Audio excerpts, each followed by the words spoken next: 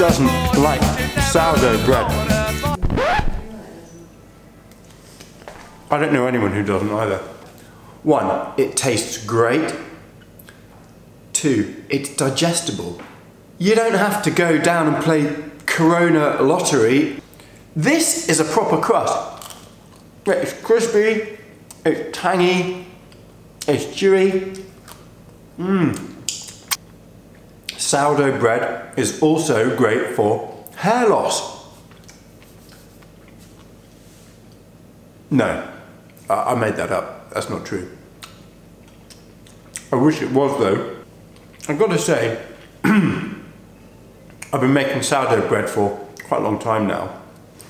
But during lockdown, I've actually got quite good at it.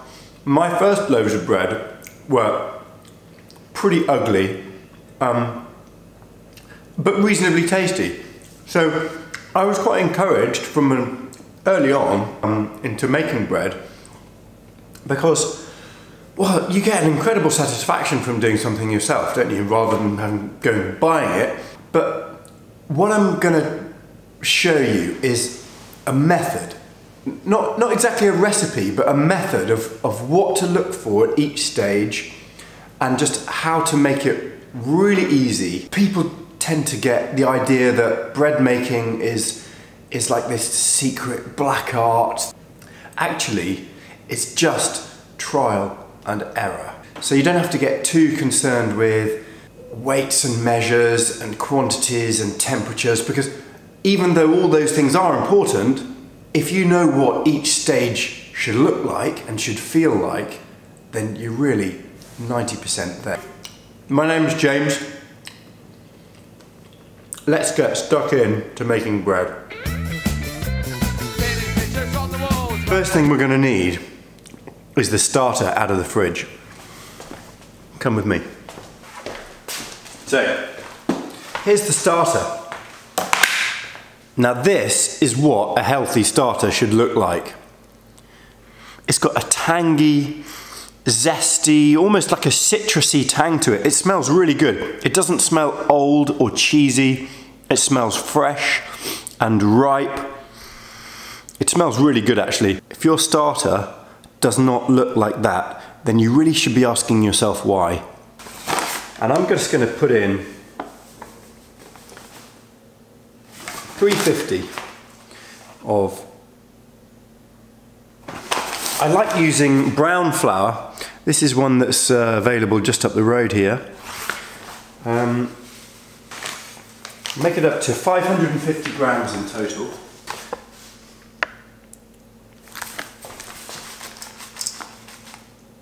I quite like the country grain one because it's got some malt in it, which does a nice job of feeding the yeast.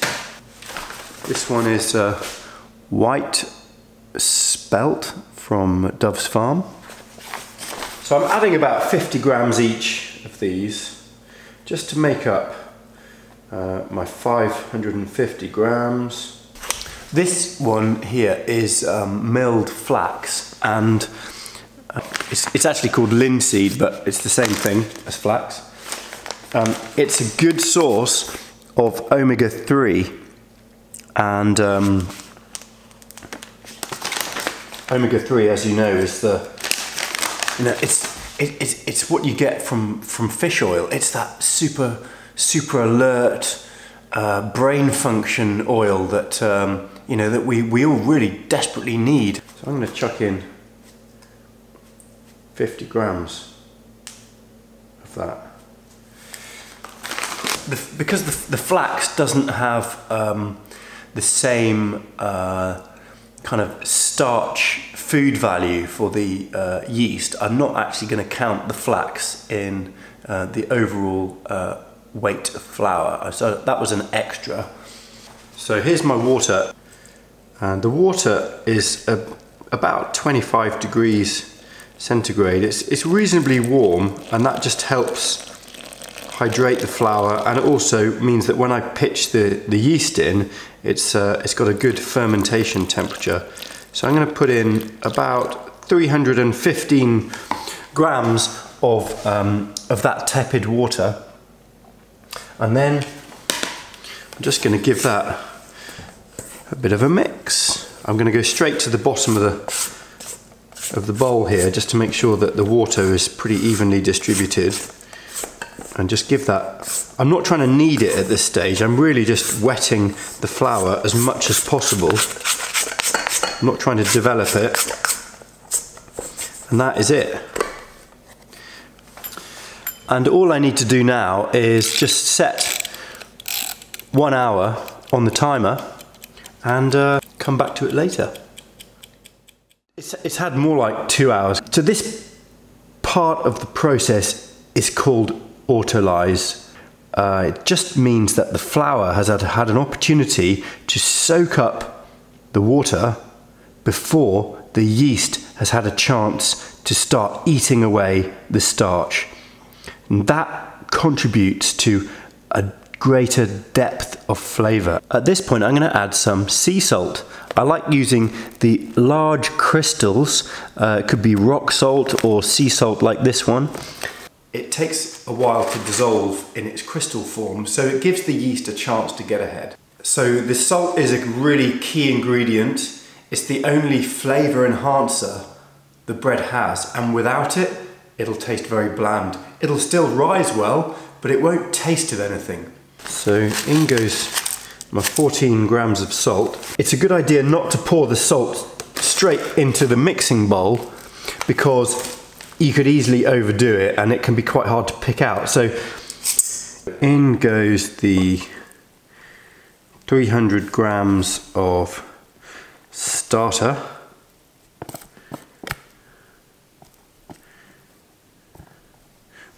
There it is, 302. Take that straight to the mixer.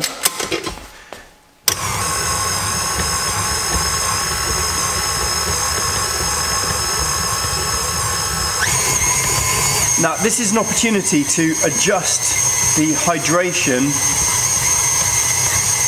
of the dough. I just let it mix for a bit. At the moment it's just a shaggy mess, but it will start to come together in a second. It can take a bit of speed to kind of pick it all up. Here it goes. Because you can mix sourdough without having a food mixer like this. It takes a lot more elbow grease and there are some methods involved, but I find this incredibly convenient and it saves a lot of mess, and it also does a very good job. So I thoroughly recommend the use of a dough hook on a strong mixer like this one.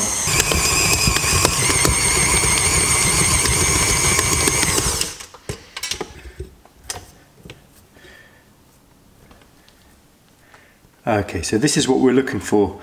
Lovely thin membrane there. When we can form that thin membrane, I mean it is breaking, but I can tell you that it is ready. We've got a beautiful gossamer thin membrane there. So we can hold that reasonably well. We know that that dough is developed. So just going to scrape it off the dough hook, and that's it. You can see it's not a very messy process at this stage, and that's because I've been using wet hands. Just pop the lid back on the starter, and that can stay in the bottom of the fridge until I need it again. Maybe I want to bake tomorrow, or it'll be quite happy there for a couple of days without refreshing. But don't forget, when you want to bake, you've got to feed and refresh the night before and leave it out for 12 hours. I like to pour a bit of olive oil over the dough at this point. So that can just sit there quite happily now. The fermentation is started, and I'm just going to cover that over and come back to it in half an hour for its first stretch and fold. We're ready for our first stretch and fold. Just going to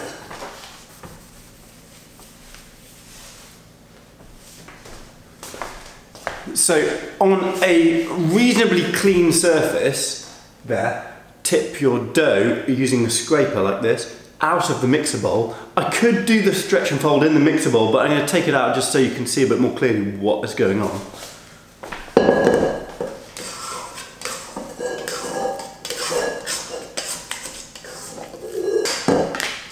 So,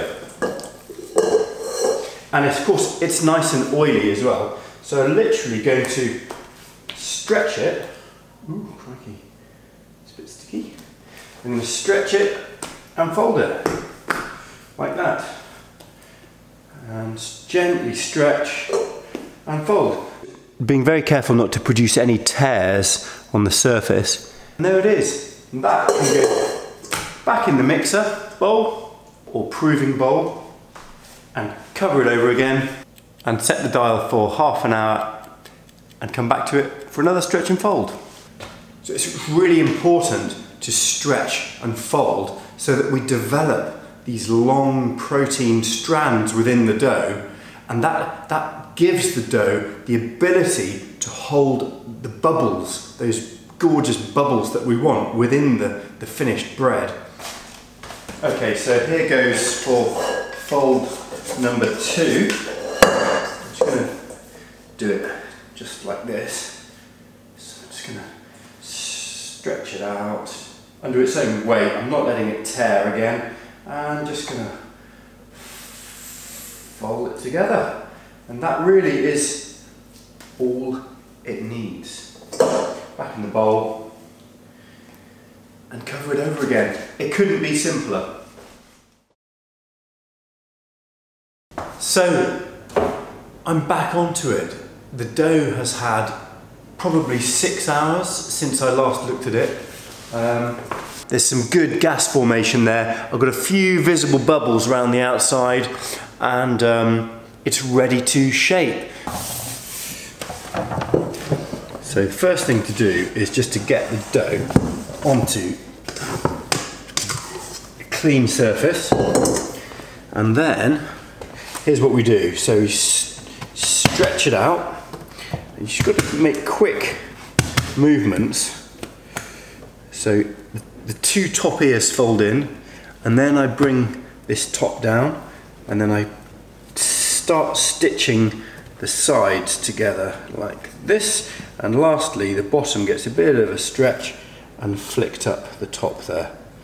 Okay, so then it's just a matter of stitching back over again, being very careful not to tear. I have torn it a little bit there actually, but being very careful not to tear it any more than absolutely necessary. I'm just going to wet my hands slightly. That way I know it won't stick to me. So now with this bench scraper, you can apply a tightening technique, which is just sort of at an angle. You just draw the dough back and tighten it as it goes, just by tucking the scraper in at an angle. So there we go, I'm pretty happy with that.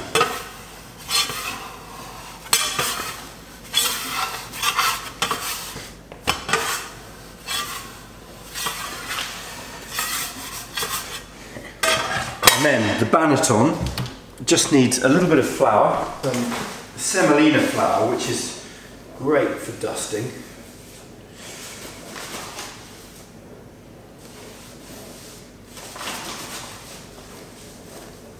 And in the banneton as well. So I just make sure that the banneton is fully covered with flour. Put a bit too much in there, but that's okay. So the important thing is that that nice tight skin that we've got on the outside there ends up at the bottom of the banneton. So I pick it up and just flop it in.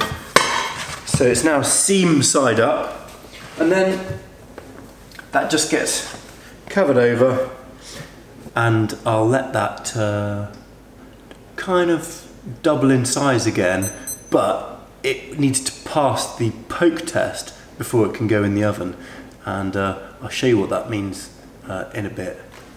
So whilst that's proving up, I'll just do a little recap. So we had 300 grams of starter, which was 50-50 flour and water.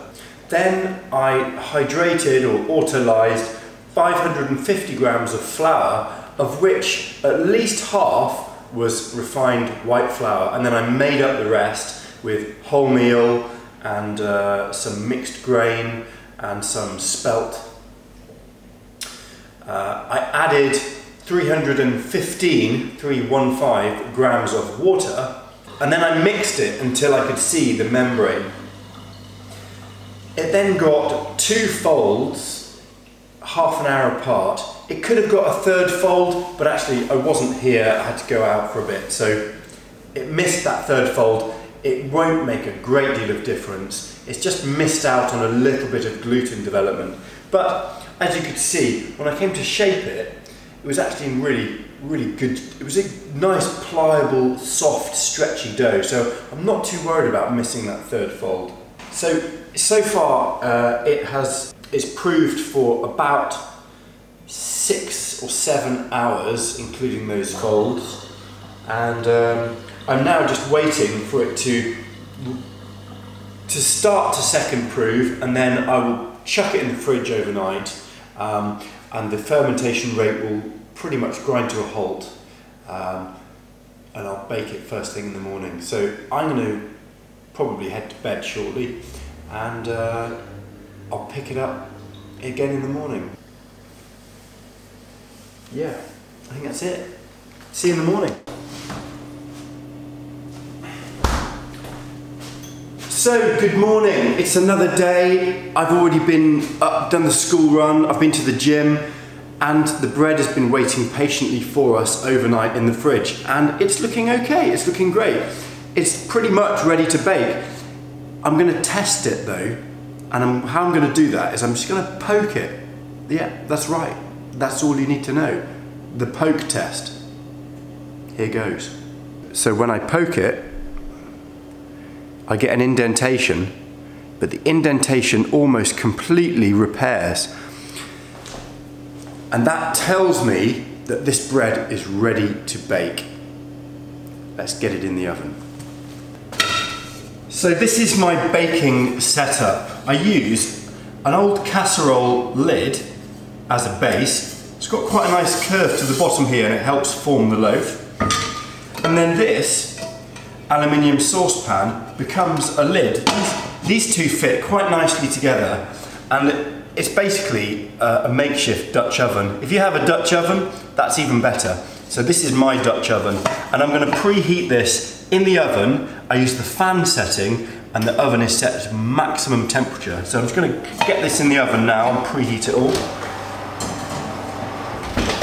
I want the whole oven setup blistering hot, as hot as it'll go, before I put the bread inside. Okay, so the oven's nice and hot. You're going to need some good quality oven gloves for this job.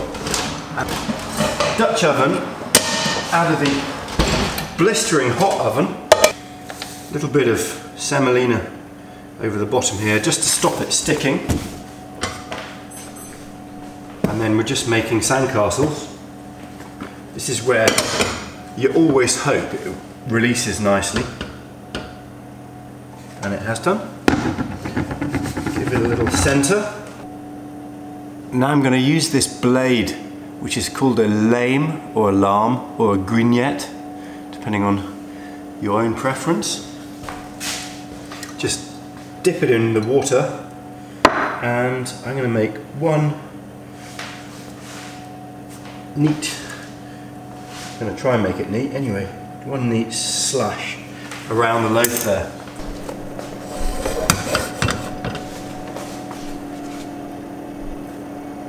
Just open that cut up a little bit. Lid goes on.